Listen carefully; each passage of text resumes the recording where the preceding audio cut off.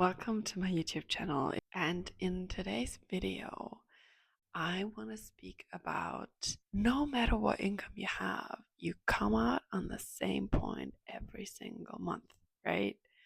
I used to make a couple of thousands a month, and then I would still end up at the end of the month with nothing because there would always pop up some extra payments. There was never money left at the end of the month that I could put aside. If that sounds familiar to you, then stick around in this video because by the end of this video, you will know why the amount that you earn is never relevant of how well your financial health is. We speak about three key action points that you should consider implementing in your behaviors. The first point is financial success or wealth is a behavioral change. The second point, it has nothing to do with math, or is empty bank accounts are a default mode of an emotional dysregulated system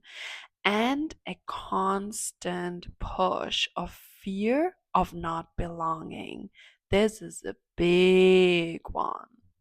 And the third point we talk about today is that financial margin gives you choices later in life. I will also tell you step by step how I pursued that in my daily life. So let's dig right into point number one. What we want to do is really create a why for your financial health goal. Like, why do you want to be financially healthy?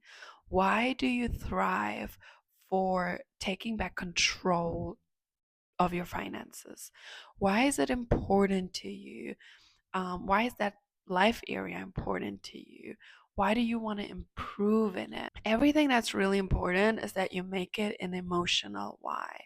We don't really want to be super nerdy about numbers and, oh yeah, because I do want to have 500Ks on my bank account.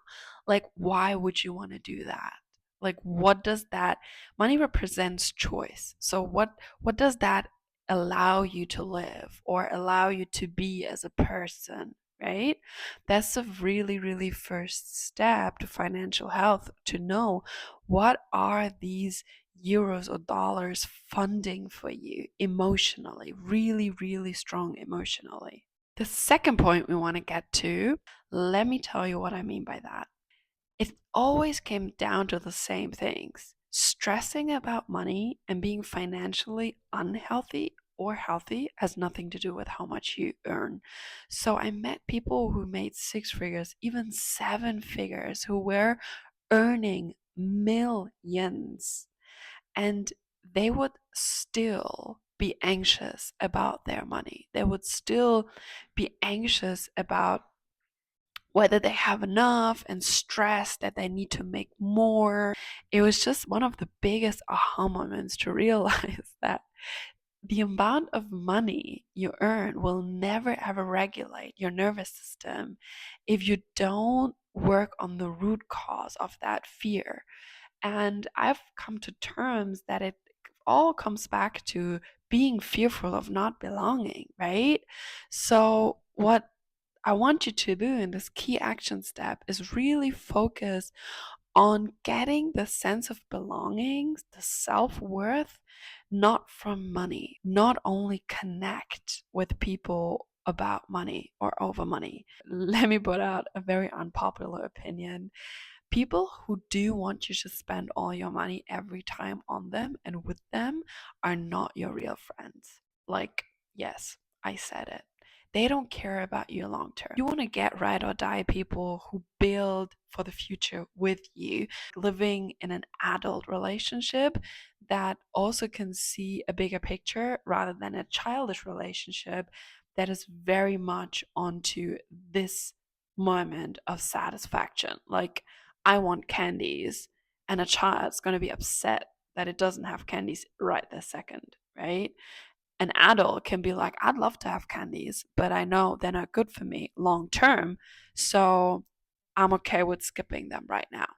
Choose your friends as a ride or die, but also get your nervous system in check with feeling safe with the person you are. Right in this moment, watching this video, can you be okay with the person you are who doesn't spend money on fun activities all the time, who doesn't spend money on fashion and makeup and whatever all the time? Like, can you allow yourself to be loved the way you are and not the way you spend or the way you appear and then belong? Doing a lot of fun activities that don't involve payments. The third one, I'll show you how I work on that myself.